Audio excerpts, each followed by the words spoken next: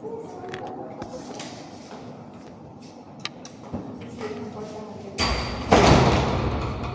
puede abrir, ¿no? Ok. Bien.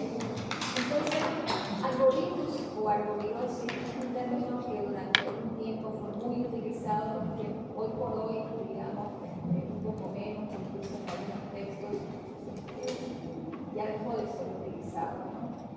Pero engloba un sinnúmero de enfermedades de causa viral que son transmitidas por vectores. El tipo de vector es un vector biológico, un artrópodo, un insecto, que son los mosquitos, que pueden ser de diferentes géneros dependiendo de la fuente causal. Entonces, estas enfermedades han ido en aumento en cuanto a su incidencia a nivel mundial y nacional, y sobre todo departamental. Por ejemplo, una enfermedad que vamos a ver es chikungunya. Antes del 2015 nosotros no conocíamos esa patología, no conocíamos casos cercanos, ni siquiera vecinos. Pero a partir del 2015, 2017, 18, 19 comienzan a haber casos que se presentan en territorio departamental de manera frecuente, por lo cual es catalogada como una enfermedad endémica. Entonces, tienen importancia con respecto a la vulnerabilidad que pueden producir en la población, sobre todo en población que no ha estado preparada para este tipo de enfermedad. Muchas de ellas dejan secuelas permanentes, ¿no? Otras secuelas transitorias que pueden durar incluso meses o años. Entonces, en Bolivia, en los últimos 10 años han aparecido enfermedades emergentes y reemergentes.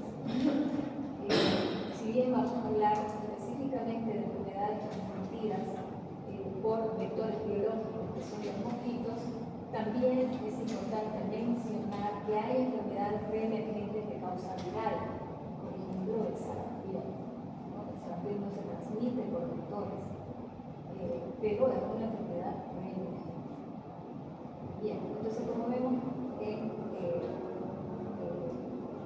el gráfico, en el mapa, los primeros casos están relacionados con el clima tropical. El ambiente de clima tropical húmedo, las enfermedades son tropicales y hacen también su ciclo salvaje. Muchas de ellas originarias en África y que ahora están de forma permanente no solamente en América Latina, sino también en Asia y en Oceanía. Bien, entonces, por ejemplo, en 2018, antes de la pandemia, había casos de coinfección, ¿no?, de dengue con otras enfermedades. A partir ya desde el 2018, sobre todo, hay coinfección o se establece esa relación laboratorial con otras enfermedades virales como Zika y dengue, o chikungunya y dengue, o dengue y Zika, ¿no? Entonces, el número de casos, el número de pacientes fue en aumento, y tanto es que hoy por hoy, por ejemplo, cuando se ve un paciente, se tiene los antecedentes, se observa el laboratorio, se solicita laboratorio primero de dengue para descartar la primera situación, ¿no?, dengue. Si descartamos dengue, lo segundo que hacemos o chikungunya, de acuerdo a las manifestaciones clínicas y epidemiológicas, no sé. Porque en esta época de lluvia es una época donde aumenta el número de casos de transmisión por también pacientes. Bien, entonces estos vectores que son artrópodos, que son mosquitos, son de la clase de insectos alados, tenemos dos importantes como el Aedes aegypti y el Aedes albopictus. Estos virus pueden ser transmitidos por las picaduras de estos mosquitos. Obviamente, estos vectores biológicos, esto es así, ¿no? No es que el mosquito inmediatamente se infecta cuando ingiere, porque son hematófagos, la sangre de una persona, transmitirla inmediatamente la virosis, no es así. O sea, se llama vector biológico, ¿por qué? Porque el mosquito succiona sangre, succiona y se infecta con el virus, y el virus se comienza a replicar en sus tejidos. Si bien, obviamente, los mosquitos no sufren la enfermedad, son vectores biológicos y las transmiten o tienen la capacidad de transmisión después de 5 a 7 días. O sea que no es inmediato, no es de que pica, funciona, inmediatamente pica en otra persona y puede segregar el virus. No. Entonces existe un proceso de replicación viral dentro de su organismo también. Y el virus hace circulación, va por la hemolinfa del pequeño insecto. Luego se queda en las glándulas salivales, o sea que cuando él vuelve a succionar sangre, inocula saliva con virus, carga viral. Entonces, pero eso no es un proceso rápido, un proceso que lleva días, puede ser de 5, 7, 10 días más. Y es importante recalcar también que generalmente los vectores transmisores son las hembras. Las hembras son las que se alimentan en realidad de sangre humana, y también puede ser sangre animal. ¿Por qué? Porque la sangre, porque es rica en proteínas de alta calidad, lo que le permite hacer que pueda perdurar su especie, la pueda producir, elaborar huevos con alta resistencia, es decir, que pueden resistir incluso a la desecación. Es decir, estos colocan generalmente el huevo en agua limpia. Si esta agua se evapora por el clima cálido en el que vivimos, esos huevos pueden resistir esa sequedad, esa deshidratación. Cuando vuelve a haber humedad, se rehidratan y siguen siendo viables. Entonces, son bastante resistentes. Entonces, el Aedes aegypti es el principal transmisor de este tipo de infección de tipo viral. El Aedes albopictus le sigue en importancia, sobre todo a nivel asiático y en África.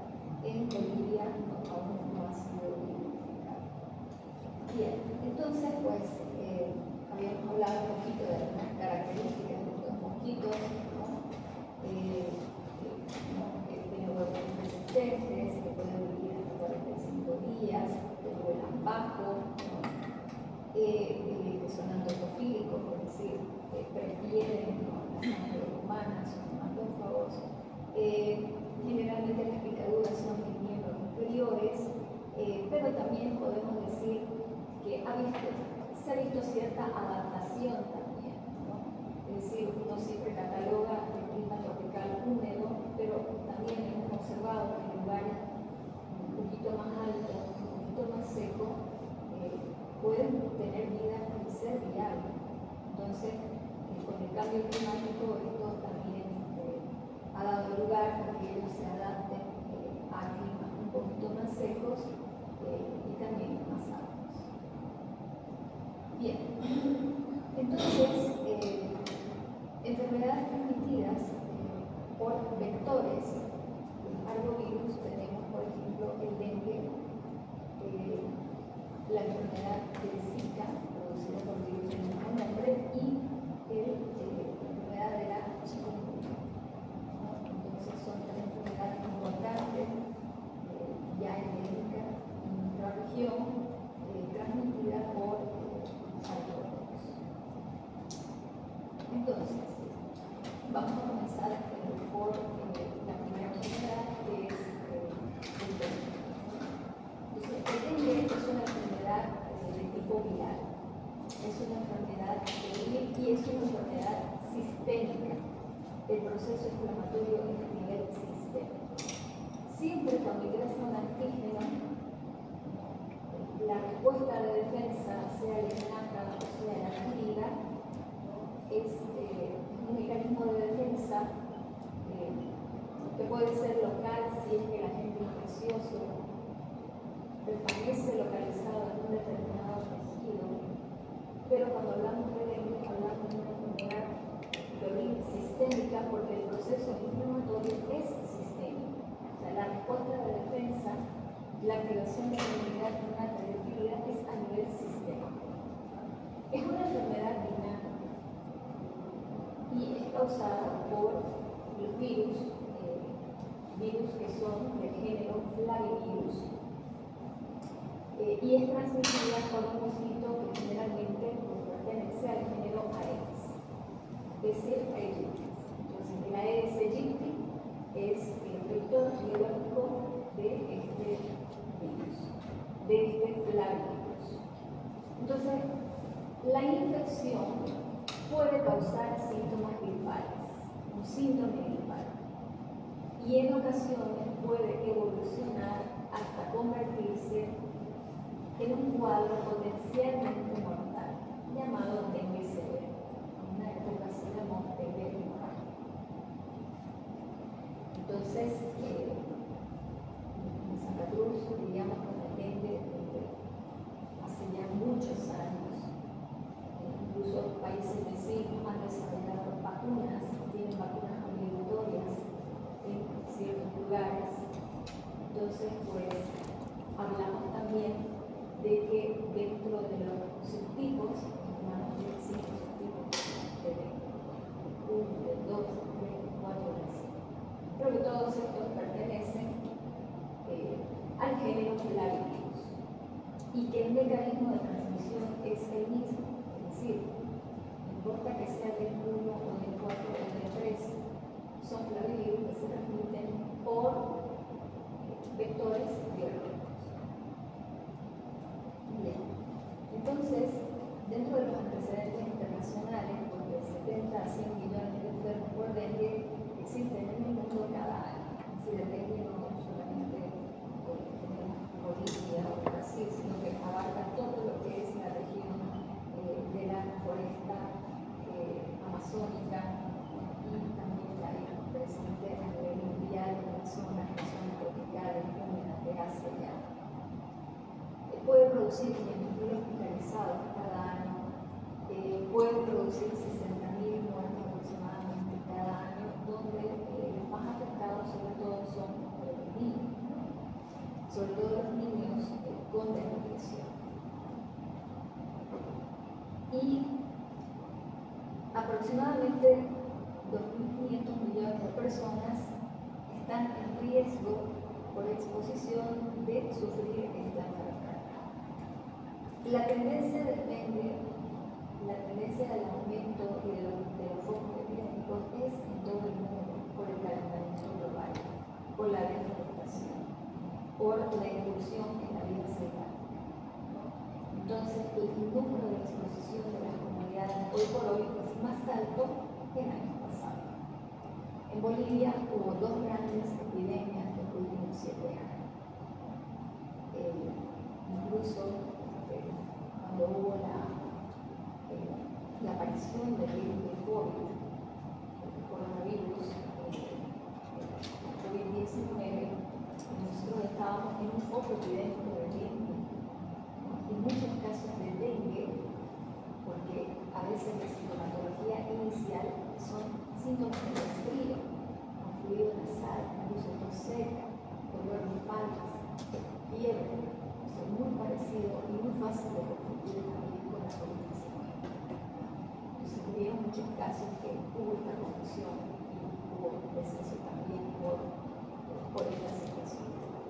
Y hubo también casos de coinfección, o sea, dengue más coronavirus o dengue más coronavirus en Chile. O sea, hubo esta situación. Entonces, es un virus ARN de la familia Filoviridae, y tiene los Flavivirus, y el tipo de dengue que tenemos es psicótico, ¿no? El dengue tipo 1, el 2, el 3, el 4, el 5.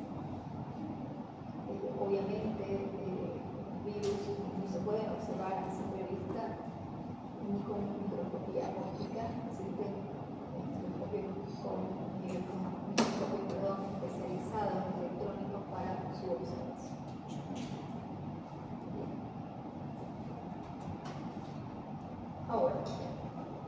El periodo de incubación, es decir, infección es cuando el virus ingresa. El ingreso de un agente infeccioso es la infección. Luego de la infección viene el periodo de incubación.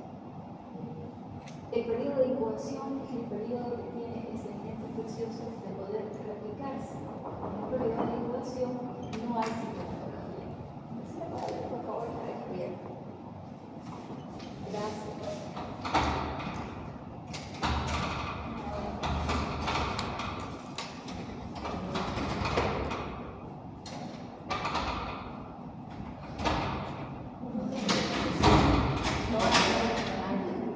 Entonces mejor la dejamos allá. Entonces para la próxima la dejamos abierta.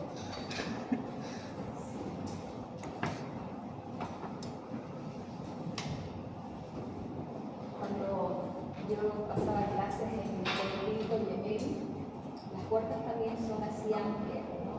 Pero tienen lo que se llama el antiestrés, o sea que en caso de que hubiese, no sé, un incendio o algo, la puerta no se abre con la manija, tiene abajo como una barra, donde uno, si se apega, la barra se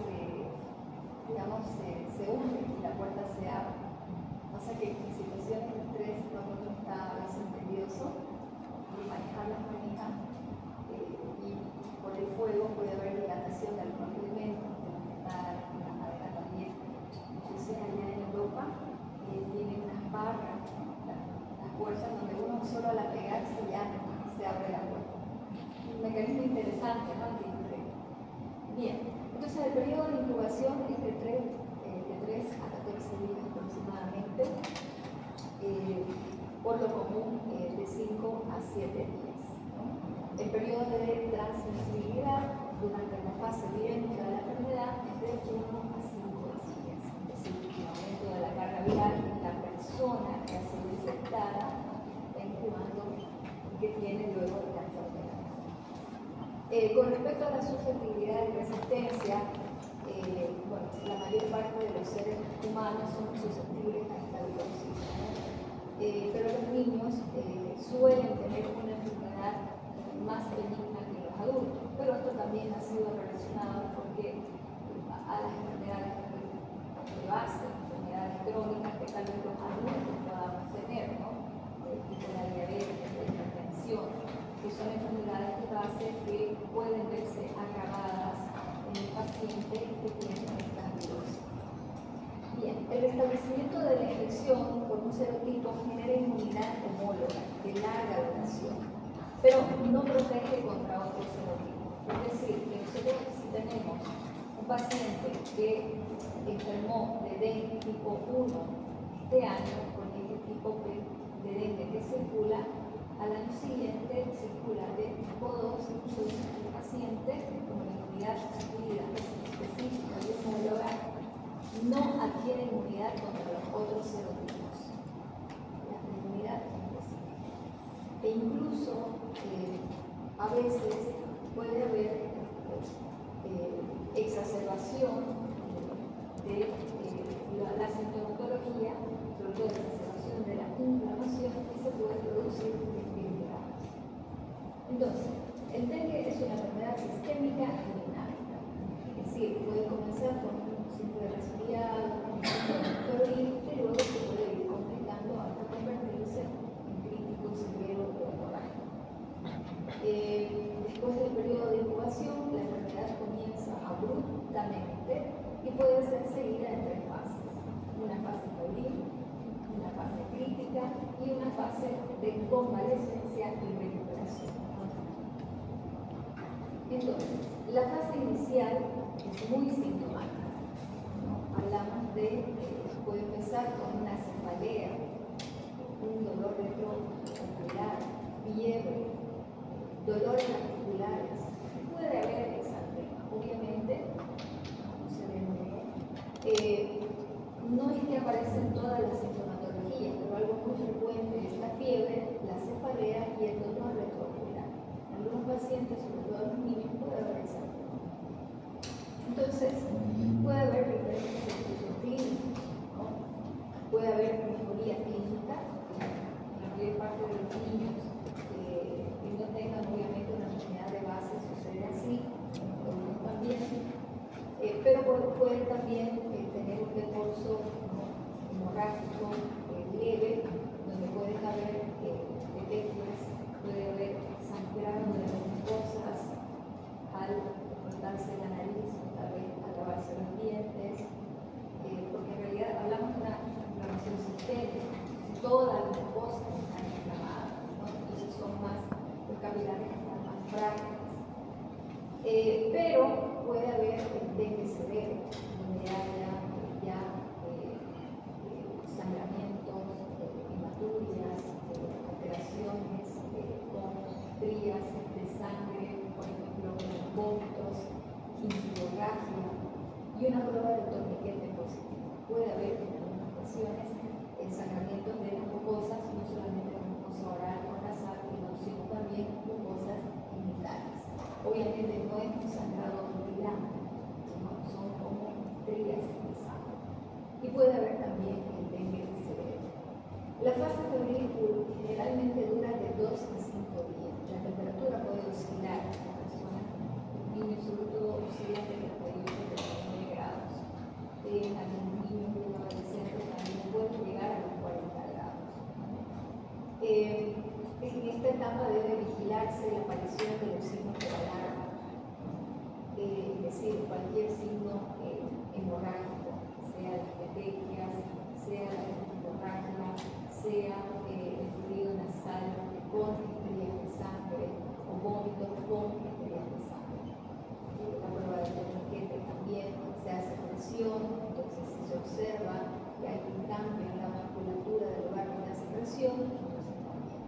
Estos pueden aparecer cuando cae la fiebre, es decir, baja el síndrome febril, entonces pueden aparecer todas estas alteraciones de gravedad. Entonces, de 3 a 5 días tenemos la mayor cantidad de síntomas. En una fase crítica, el paciente puede ir a recuperación, a convalescencia o puede agravarse. Entonces, es ahí el periodo de identificación. Entonces, el paciente después de la fase febril o puede mejorar o empeorar. Entonces, aquellos que mejoran después de la efervescencia tienen dengue sin signos de alarma, así se llama, dengue sin signos de alarma. Aquellos que empeoran van a manifestar signos de alarma, es decir, se cataloga así tal cual, dengue con signos de alarma. Entonces, el dengue sin signos de alarma es un síndrome febril, con malestar general, con decaimiento, con dolor de cabeza cefalea, con dolor retroocular, me gusta ver, ¿no? Me gusta mirar, me gusta la luz, con mialgias, dolor muscular, dolor articular, escalofríos, sudoración y congestión obviamente. Entonces, todos signos de inflamación sistémica. Este es un dengue sin signos de alarma. Ahora, el dengue con signos de alarma. En el dengue con signos de alarma hay un aumento de la permeabilidad capilar. Ustedes saben que cuando hay un proceso inflamatorio, hay la respuesta inmunitaria, se libera un sinnúmero de citoquinas y de interleucinas, y que muchas de ellas activan los endotelios, aumentan la permeabilidad capilar, aumentan la angiogenesis, por eso las cosas se tornan enrojecidas, hay edema y muchas veces hay dolor muscular, severa mucha sustancia. Entonces, esto marca el inicio de la fase crítica. Puede haber dolor abdominal, vómitos persistentes, todas las mucosas están inflamadas, incluso la mucosa intestinal, ¿no? Puede haber derrames serosos, derrame pleural, por acumulación de fluidos, puede haber diarrea, ictericia, letargia, cansancio, irritabilidad. Si palpamos el hígado, puede haber una patogeniaria a 2 centímetros y mayor por debajo del borde costal y doloroso a la palpación. El sangrado de la mucosa puede ser, ¿no? forma de hematemesis, hemoptisis, puede haber edema, puede haber metrorragias, hemorragias, epistaxis, equinosis. En el laboratorio hay un aumento del hematocrito, pero es por causa de la deshidratación, junto con una caída rápida del punto de plaquetas. El punto de plaquetas, cuando hay 20, es uno de los parámetros más importantes para evaluar la gravedad. Bueno, también hay otros parámetros, por ejemplo, el parámetro de función hepática, pero el recuento de plaquetas depende, digamos, en signos de alarma, las plaquetas más o menos están en valor dentro de lo normal. Pueden estar un poquito más cerca del límite, pero están en valor dentro de lo normal. Si nosotros volvemos a hacer el control y el recuento de plaquetas va disminuyendo, entonces ya posiblemente estemos ante un incidente que se está agravando. Hay una fase crítica, una fase severa, donde el plasma, el escape severo del plasma lleva al shock. El shock por dengue significa la salida de líquidos, de electrolitos y de proteínas. Entonces, del espacio intravascular hacia otras calidades o tejidos. Y eso produce una serie de complicaciones, desde estrés respiratorio, sangrados severos, daños severos de órganos, sobre todo renales.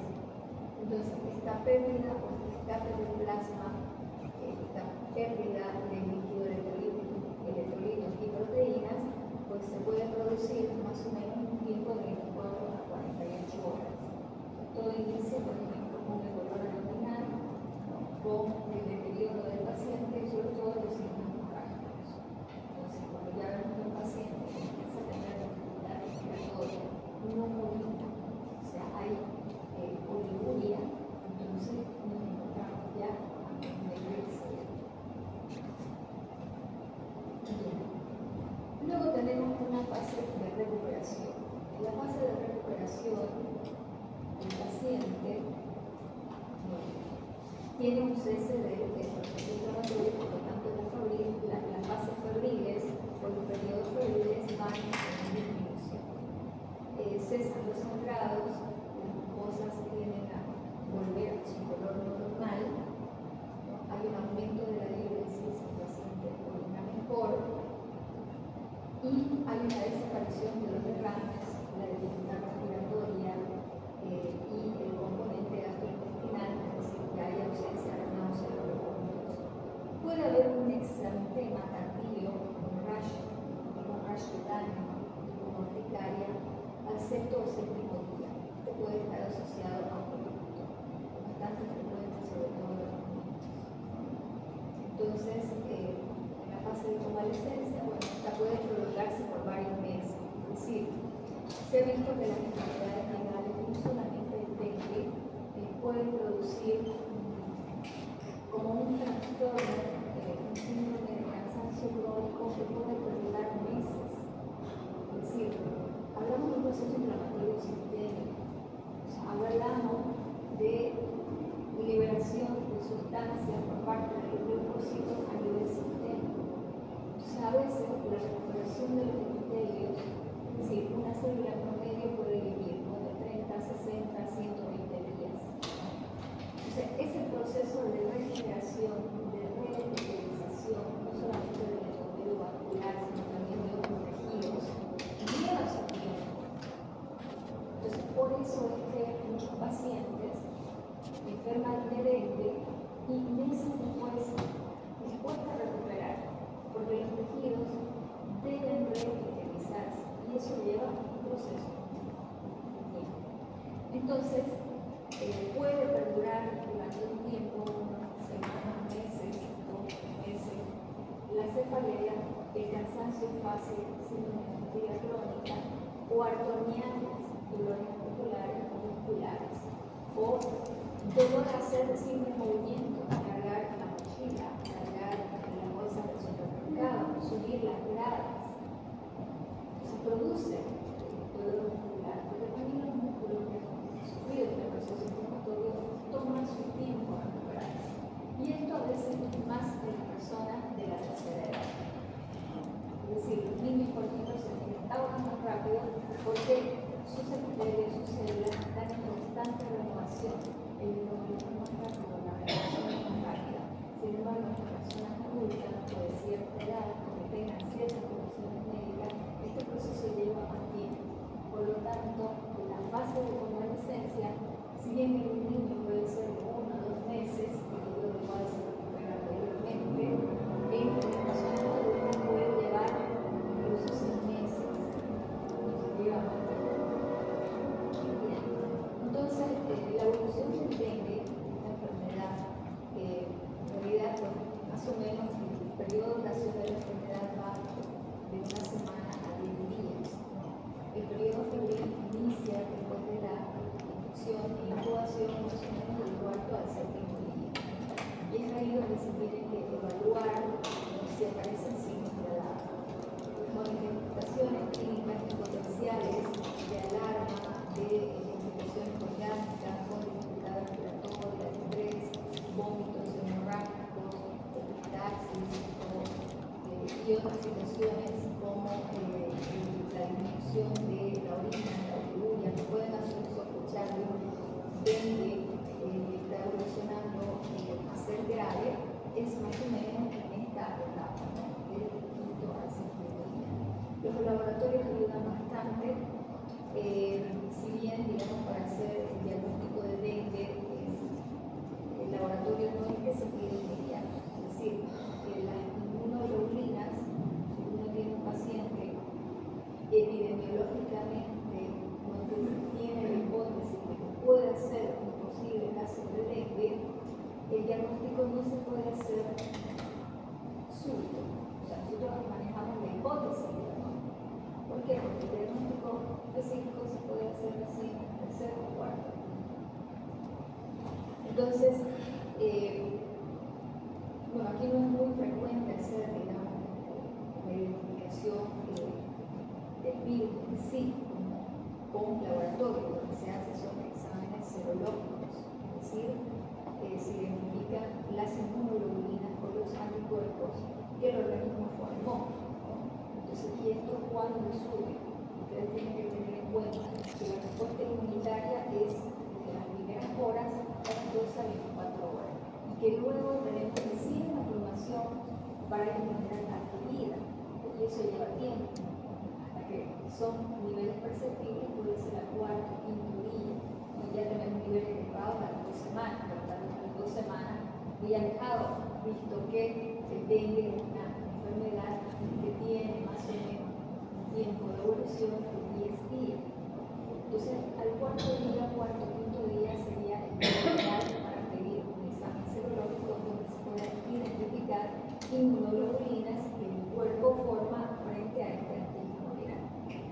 Entonces,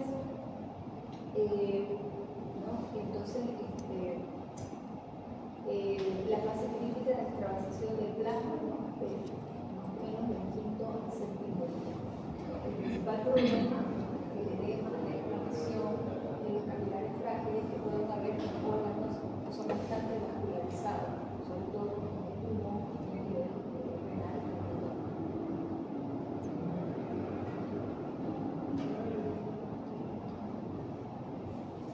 Entonces, bueno, ya vimos la clasificación del dengue, la clasificación clínica, con signos de alarma, sin signos de alarma, con signos de alarma.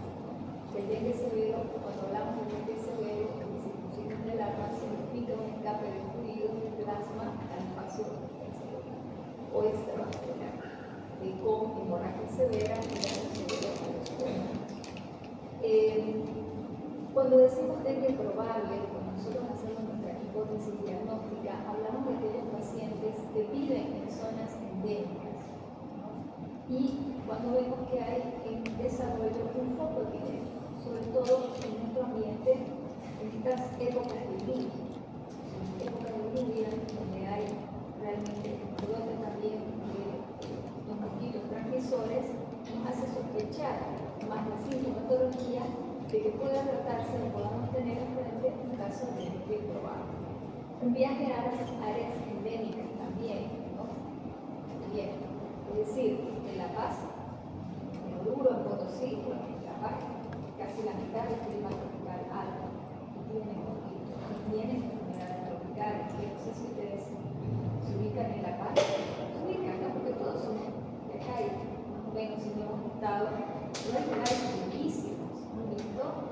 Llamas, hibridación, yungas, moroico, son forestales y hay enfermedades tropicales.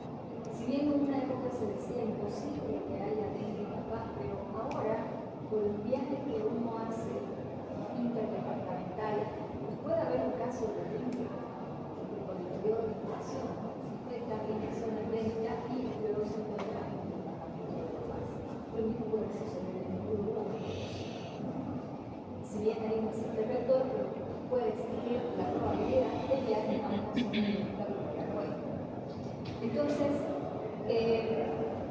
entonces, el factor epidemiológico es estar en una zona endémica, más la fiebre y dos de los siguientes criterios, que pueden ser mialgias y artralgias, náuseas y vómitos, rash cutáneo, es decir, erupción en la piel, desde el cotorniquete positivo, leucopenia en el hemograma y cualquier signo de alarma. Entonces, aquí tenemos hipótesis de dengue probable. Esto se puede confirmar en un laboratorio dependiendo de la disponibilidad. Ahora, si hay signos de alarma, el dolor en el abdomen, el dolor abdominal espontáneo, un signo de alarma. O sea, una persona que tenga todas estas características, que luego instinto seco, se rodilla, le duela el abdomen, tenga vómitos persistentes, tenga dificultad del estrés respiratorio, disminución de la cantidad de emisión y sangrado de mucosa, pues nos hace pensar en los signos de la broncomegalia también, y en el laboratorio un aumento del hematocrito, una rápida caída de las plaquetas y se hace un perfil hepático también alteración de las transaminasas. Entonces, los pacientes con signos de alarma, con dos de estos signos, requieren observación estricta e intervención médica. Hablamos de un dengue severo cuando ya hay un paciente que puede llegar a tener sintomatología de shock por acumulación de fluido respiratorio, sangrados severos, daños severos al hígado, transaminasa elevada que indican daño al hepatocito,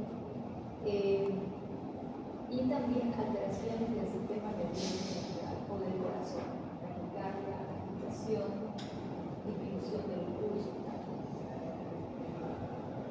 Entonces, el dengue sin alarma, sobre todo se trata con la reposición de líquidos y sobre todo con reposo. Se pueden dar antiinflamatorios, antipiréticos, pero se debe evitar la aspirina y los antiinflamatorios no esteroideos. El ibuprofeno es mejor evitar. Hubo ya varios casos de alteraciones por el ibuprofeno, sobre todo a nivel pediátrico. Entonces, lo más conveniente aquí es utilizar un medicamento como el paracetamol. Obviamente hay que vigilar la presión sanguínea dentro de los valores de laboratorio del hematocrito, el conteo de plaquetas y el nivel de conciencia para descartar inflamación a nivel del sistema nervioso central. Entonces, este dengue tiene un tratamiento de acuerdo a la fase, a la presentación clínica. El manejo de dengue sin signos de alarma puede manejarse en el hogar, es decir, fuera del hospital.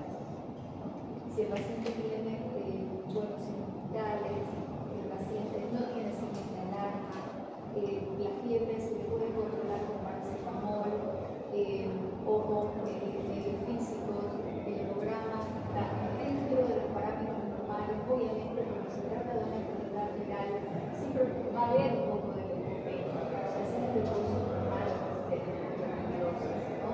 Puede haber linfocitosis también, pero que, digamos, las plaquetas, si se hace el control, no vayan por abajo. Bien, entonces, y que el paciente no presente alteraciones, sobre todo de sangrado. Se puede dar sueros orales, que sería lo mejor, ¿no? Aumentar la ingesta de líquidos,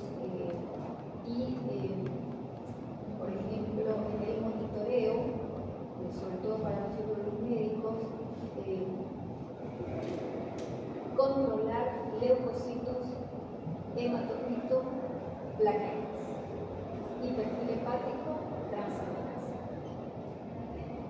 Plaquetas bajas, transaminasas elevadas y asociadas. Porque leucopenia no es una neurosis para un proceso inflamatorio. O sea, los linfocitos están tratando de detener la inflamación. Puede haber linfocitos. Bien, el dengue con signos de alarma ya requiere de cuidado en centros médicos o en hospitales, ¿no? Entonces los criterios a considerar pueden ser coexistencia de otro factor que puede agravar el cuadro, por ejemplo, un embarazo, que sea un lactante menor, que sea una persona mayor de edad o con una enfermedad de base. El riesgo social también, si es una persona, un anciano que vive solo, un niño con pobreza extrema. La verdad es que en muchos casos la desnutrición juega un papel clave para los niños como respuesta a cualquier enfermedad, ¿no? Entonces la desnutrición, la pobreza también extrema juega un papel importante, incluso en enfermedades que son perfectamente prevenibles, que son perfectamente controlables. Bien, con signos de alarma también, ¿no? O sea que clínicamente, no solo viendo este aspecto social y de la edad, sino que clínicamente puede haber un dolor abdominal intenso, puede haber hipoalbuminemia, puede haber sangrado de las mucosas, somnolencias, hepatomegalia y un laboratorio, ¿no? Como ya habíamos manifestado anteriormente, con cierta preocupación. Entonces, pues el tratamiento con internación se puede dar sueros de rehabilitación oral, horario. Puede haber la iniciación de terapia endovenosa con soluciones fisiológicas con dependiendo de la situación, y obviamente la vigilancia clínica, ¿no? Monitorear los signos vitales y monitorear también por laboratorio. Es decir, el monitoreo es el balance hídrico, la temperatura, la diuresis, la presencia o no de signos de alarma, el laboratorio, el hematocrito, plaquetas, leucocitos, y vigilar las condiciones de coexistencia, si existe embarazo o si existe otro tipo de enfermedad. Entonces, con signos de alarma, el paciente, el tratamiento es por vía endovenosa, o sea, no hay la opción por vía oral es hasta cierto punto, ¿no? Ya cuando el paciente presenta signos de alarma, pues el tratamiento de reposición hidroelectrolítica es por vía endovenosa. Se puede utilizar solución fisiológica al 6.9%, límite normal o lactato, y obviamente se debe controlar la respuesta clínica, se debe controlar por laboratorio el hematocrito, y también por sobre todo reevaluar el estado clínico, es decir, revisar, ¿no? Cuál es la respuesta a la infusión y cómo van yendo los laboratorios. Si el hematocrito va en aumento, las plaquetas van disminuyendo, hay alteración de la transaminasa. Entonces, vigilar que no haya hipotensión, los signos vitales, como dijimos, y la glicemia. Función hepática, función de coagulación, que es importante. Ahora, en el dengue severo, los criterios, cuando ya hay fuga del plasma extravascular, paciente con distrés respiratorio, con dificultad respiratoria, ¿lo han visto alguna vez? Un paciente que empieza a tener distrés respiratorio, o sea, es impresionante, ¿no? O sea, uno sabe que el paciente ya está entrando en shock. El paciente se desespera por captar un poquito de oxígeno. Entonces, solo verlo ya no necesitamos más, o sea, el paciente está entrando en shock. La primera vez que ustedes lo vean, nunca más se lo van a olvidar. El organismo está tratando de oxigenar para mantener un metabolismo funcional. Entonces, cuando ya empiezan a ver esos signos de alarma, porque ha habido una fuga del plasma a nivel extravascular, encontramos una dificultad respiratoria, un estrés respiratorio. Puede haber sangrado severo y daños orgánicos importantes, sobre todo a nivel renal, pero también del sistema nervioso central. Se debe hacer pruebas de laboratorio, ¿no? Hay tratamientos intravenosos, pero si es necesario, las transfusiones de sangre y otras situaciones, se debe valorar la situación. El tratamiento generalmente va por hidratación con esteroides. Si el paciente mejora, esto se puede reducir gradualmente. Si el paciente continúa inestable, con un hematocrit bajo, se puede ver la necesidad de transfundir paquete globular. Se puede llegar a esta situación, pero si el paciente presenta una clínica favorable, ¿no? Entonces de repente se puede cambiar la solución de colores. Entonces se debe reevaluar al paciente. Se puede considerar el uso de drogas vasoactivas y el tratamiento de hemorragias severas con hemoderivados con hemococoteno. Y ahí hablamos, ¿no?, de un paciente que trae una unidad de terapia intensiva y se maneja con un equipo multidisciplinario, la especialista en enfermedad infecciosa, cardiovascular, intensivista, entonces, y se va observando la evolución de la paciente. Afortunadamente no todos llegan a esta fase. Generalmente la mayor parte de los casos, casi un 90%, llega a residente sin infección. Bien, entonces, dependiendo de las manifestaciones clínicas y otras circunstancias, por ejemplo, los pacientes del grupo A, es decir, que pueden ser manejados en la casa, ¿no? Tenemos estos pacientes, ¿no?, los que pueden ser manejados en el hogar, los pacientes que pueden permanecer en un centro de salud o en el segundo nivel, y los pacientes del grupo C que tienen que estar en la unidad de terapia intensiva. Obviamente una enfermedad que requiere notificación, que requiere ficha epidemiológica, eso es importante. Y bueno, creo que ya estamos en horario, ¿no? Sí. Ya. Entonces vamos a parar.